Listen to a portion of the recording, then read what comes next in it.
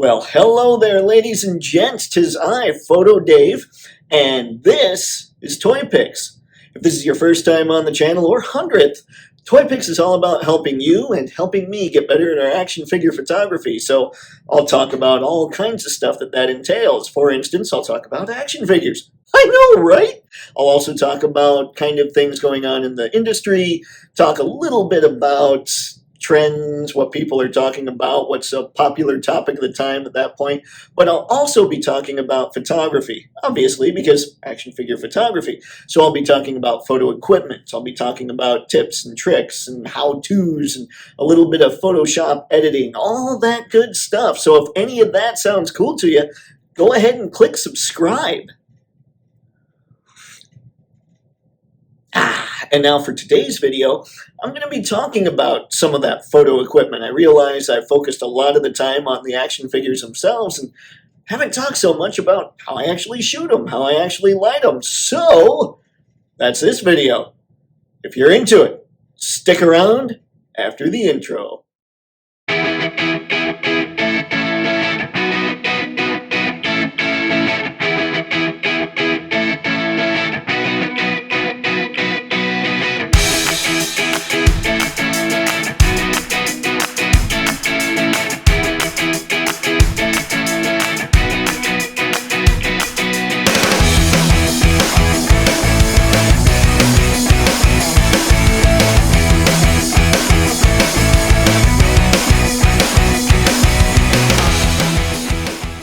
The first thing I'm going to talk about are these Neewer lights. Now, I've done a full review on these Neewer lights in the past, so I'll make sure and see if I can make the whole cards thing work and put a little link at the top where a banner will show up for you right about now.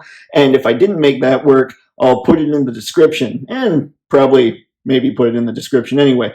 Anywho, this is a 2-light set that came with 2 extenders. I'm just showing off one of the extenders on this bad boy. And it came with these gels.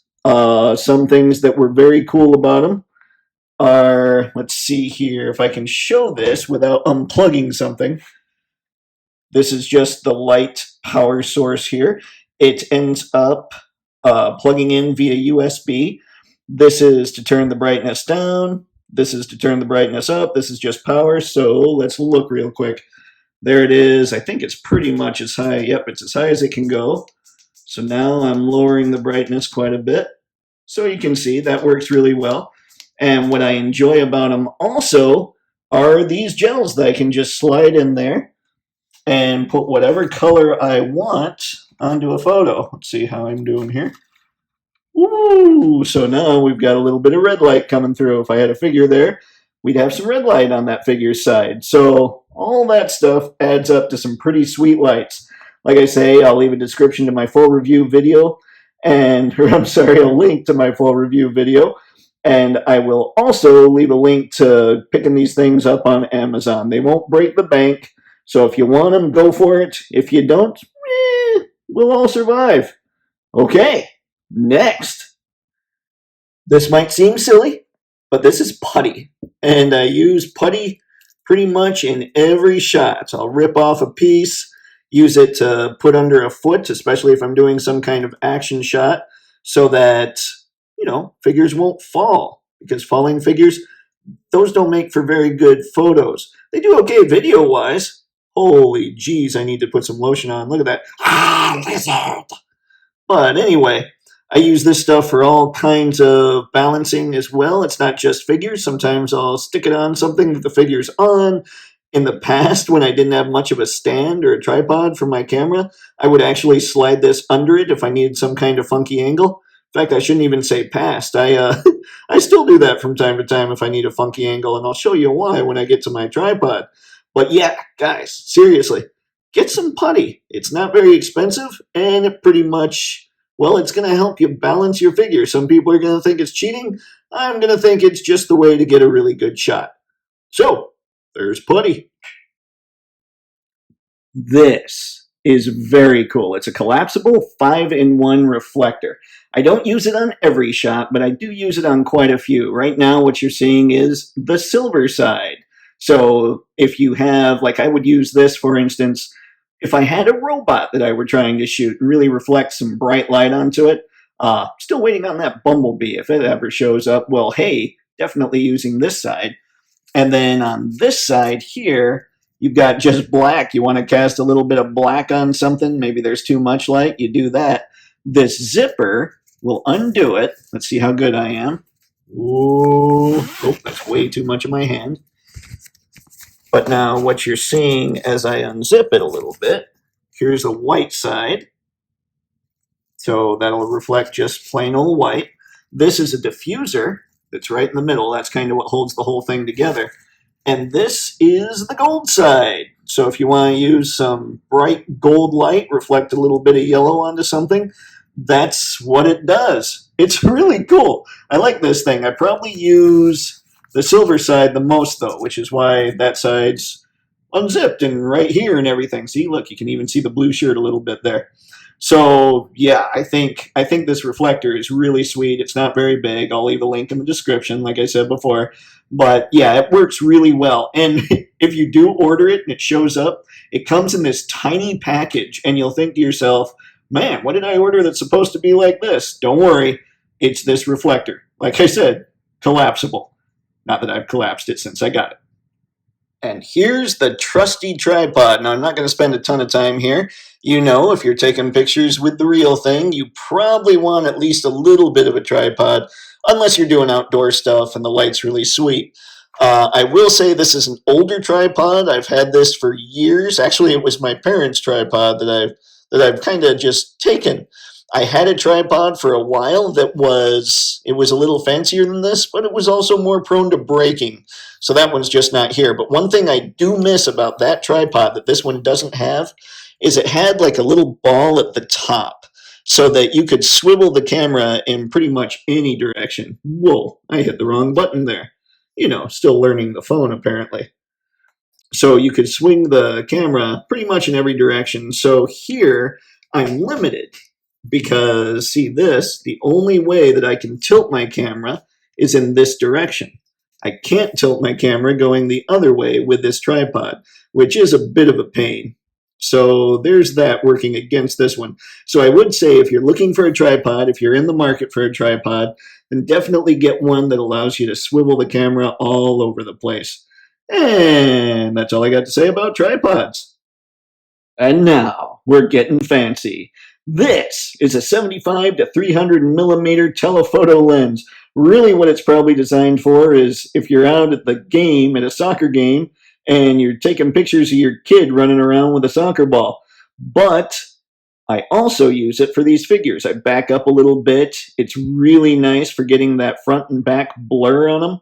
You just have to be back a little ways. It's great for picking up clarity, but it probably is best for action style shots. So really being out in the park, hanging out, doing all that kind of stuff, because it's got such a long millimeter range and all that, what I probably want is one that's a telephoto lens still, but a little less of that range. Doesn't need to be 75 to 300. You know, it can be a few fewer millimeters. One thing I will say about this one is it's an older telephoto lens. It has an EF mount, so it's for an older camera. And one trick that I've learned about all this stuff is getting an older camera body is much cheaper than getting the new stuff, and lenses hold their value until the mounts seem to change. I don't believe the current cameras use the big EF mounts. They might. I could be wrong, so don't quote me on that. But when you lose that, then the lens values come down quite a bit too. And my family actually got this for me for less than $100 over Christmas. And if you know much when it comes to lenses and photography and all that, lenses can be the thing that costs you a ton of money. So I was really happy to get this bad boy. So just look out for that. If you can find some used equipment, then especially if you're a newer photographer, you're going to be able to figure out if you enjoy this whole hobby a lot more, or if you're kind of like, you know what, I'll stick with my cell phone and just putting stuff on the shelves. Yeah, I lost the word shelves there for a minute. But anyway, very cool lens. Does great for me. Older lens, doesn't matter. You can still make it work. And finally, we've got the camera. I've been using this camera since 2006 when I was a product photographer before, And wow, this bad boy, like I say, 2006, it's a little long in the tooth, but that's why you're able to find the camera body and lenses fairly cheaply. This all came in a kit. So this is an 18 to 55 millimeter lens, just kind of the simple basic standard lens. And the camera model is an EOS 20D. Yeah, they're definitely not making those anymore. So you're just able to find cheaper stuff from time to time. This one I was lucky because when I was done taking the product photography for that company, they were like, yeah, you want the camera? Sure, okay, take it. So I've just had it. It was actually the company's camera. So this thing's been with me for a long time. It uses old technology too. One of the hardest parts about this when it comes to probably replacing things, let's see here. It's right on the side. Oh shoot, I don't have it in there. Hang on, we're going to cut real quick so I can show you. Okay, as I was saying, one of the tricky parts about using this old technology is the way you capture the photos when it comes to old technology. Look at the size of this thing. It's huge compared to what cards are today. So this is something that you need to go out and find if you're going to get some old technology. You got to get online, figure out how to find this. It's a SanDisk. What is it? Ultra 16 gig compact flash disk. That's it. Those were the words I couldn't remember. Oh hey, look everybody, it's me. And yeah, clearly that's some shiny sticker. Nicely done, SanDisk.